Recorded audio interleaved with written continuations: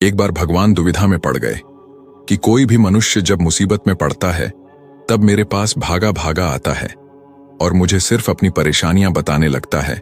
मेरे पास आकर कभी भी अपने सुख या अपनी संतुष्टि की बात नहीं करता, मेरे से कुछ न कुछ मांगने लगता है। अंततः भगवान ने इस समस्या के निराकरण के लिए देवताओं की बैठक बुलाई और बोले कि हे देवों, मैं मनुष्य की रचना करके कष्ट में पड़ गया हूं। कोई न कोई मनुष्य हर समय शिकायत ही करता रहता है, जबकि मैं उन्हें उसके कर्मानुसार सब कुछ दे रहा हूं। फिर भी थोड़े से कष्ट में ही मेरे पास आ जाता है, जिससे न तो मैं कहीं शांतिपूर्वक रह सकता हूं, न ही शाश्वत स्वरूप में रहकर साधना कर सकता हूं। आप लोग मुझे कृपया ऐसा स्थान बताएं जहां मनुष्य नाम का प्राणी कदापि न पहुंच सके। प्रभु के विचारों का आदर करते हुए देवताओं ने अपने अपने विचार प्रकट करने शुरू किए।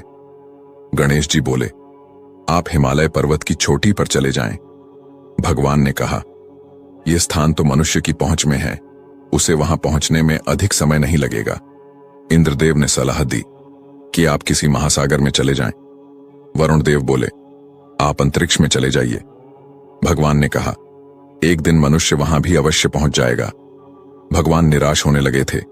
वह मन ही मन सोचने लगे, क्या मेरे लिए कोई भी ऐसा गुप्त स्थान नहीं है जहां मैं शांतिपूर्वक रह सकूं? अंत में सूर्यदेव बोले, प्रभु, आप ऐसा करें कि मनुष्य के हृदय में बैठ जाएं। मनुष्य अनेक स्थान पर आपको ढूंढने में सदा उलझा रहेगा, क्योंकि मनुष्य बाहर की प्रकृति की तरफ को देखता है, दूसरों की तरफ को देखता है, खुद के हृदय के अंदर कभी झांक कर नहीं देखता।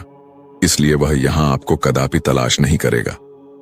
करोड़ों में कोई एक जो आपको अपने हृदय में तलाश करेगा, वह आपसे शिकायत करने लायक नहीं रहेगा, क्योंकि उसकी बाहरी इच्छा शक्ति खत्म हो चुकी होगी।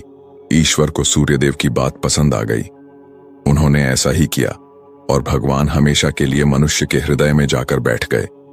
उस दिन से मनुष्य अपना दुख व्यक्त करने के लिए ईश्वर को मंदिर, पर्वत, पहाड़, कंदरा, गुफा, ऊपर, नीचे, आकाश, पाताल में ढूंढ रहा है, पर वह मिल नहीं रहे हैं। परंतु मनुष्य कभी भी अपने भीतर ईश्वर को ढूंढने की कोशिश नहीं करता है। इसीलिए मनुष्य हृदय रूपी मंदिर में बैठे हुए ईश्वर को नहीं देख पाता और ईश्वर को पाने के चक्कर में दर दर घूमता है, पर अपने हृदय के दरवाजे को खोलकर नहीं देख पाता। कहानी से सीखा, हृदय रूपी मंदिर में बैठे हुए ईश्वर को देखने के लिए मन रूपी द्वार का बंद होना अति आवश्यक है, क्योंकि मन रूपी द्वार संसार की तरफ खुला हुआ है और हृदय रूपी मंदिर की ओर बंद है। नमो नारायण।